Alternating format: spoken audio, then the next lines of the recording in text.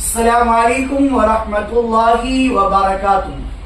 محترم ناظرین، محترم سامعین، روزہ توڑنے کا کفارہ کیا ہے؟ روزہ توڑنے کا کفارہ یہ ہے کہ ممکن ہو تو ایک رقبہ یعنی باندی یا غلام آزاد کرے، اور یہ نہ کر سکے، مثلا اس کے پاس نہ غلام ہے نہ اتنا مال کے خریدے، یا مال تو ہے مگر رقبہ میسر نہیں، جیسا کہ آج کل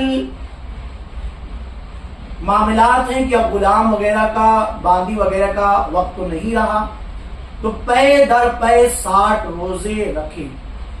یہ بھی نہ کر سکے تو 60 مساکین کو بھر بھر پیٹ دونوں وقت کھانا کھلائے۔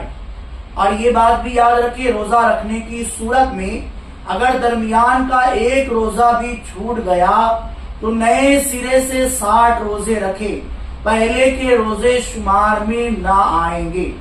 اگرچہ 59 رکھ چکا تھا، اگرچہ بیماری وغیرہ کسی عذر کے سبب چھوٹا، عام کتب جو فقہ کی ملتی ہے اس میں یہ مسئلہ موجود ہے، لہذا روزہ توڑنے کا کفارہ یہی ہے۔